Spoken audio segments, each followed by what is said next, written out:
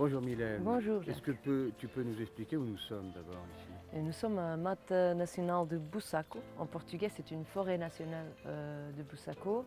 C'est une forêt historique qui a beaucoup de patrimoine culturel, historique et aussi naturel, comme on peut voir. Et c'est un endroit très spécial au Portugal. Autour de la forêt, il n'y a que des monocultures d'eucalyptus et des terrains agricoles. Alors ici, on a une telle de plantation d'arbres de tout le monde. C'est comme un jardin botanique. Et tout concentré sur ce petit espace. J'ai commencé un service éducatif en utilisant tout ce patrimoine que j'ai expliqué pour transmettre les messages de protection et d'engagement vers l'environnement à toutes les personnes, dès les enfants de 3 ans jusqu'aux personnes anciennes. Ils viennent ici et j'explique tout qu'ils peuvent aussi répliquer chez eux.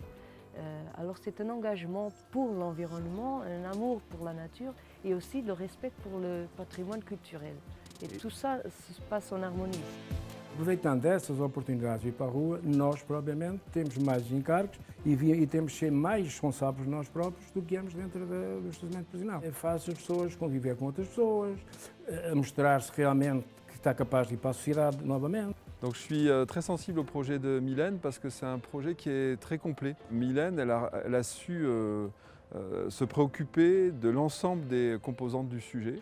C'est-à-dire qu'on a bien entendu un enjeu de protection, de biodiversité. C'est qu'on est ici dans un lieu où on peut penser que c'est l'homme qui s'occupe de la nature, mais en l'occurrence, on est dans un lieu où on voit bien que c'est la nature qui renvoie à l'homme et qui répare l'homme notamment. C'est-à-dire on a ici des détenus, on a ici des personnes handicapées.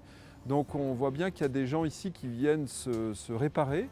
Et il y a quelque chose de magique qui se passe dans ce cadre-là.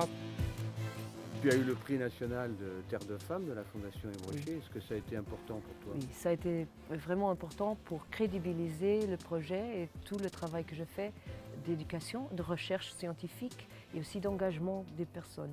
C'est vraiment important d'avoir la crédibilité d'une institution comme la Fondation Yves Rocher et le soutien financier aussi. Je voudrais dire à toutes les femmes qui travaillent qu'elles essayent aussi de recevoir le prix parce que c'est vraiment, il y a un avant, il y a un après. Alors, courez le risque de gagner et bonne chance et ne baissez pas jamais les bras, même avec tous les obstacles qu'on fasse. Il faut qu'on continue à travailler et bonne chance pour toutes les femmes.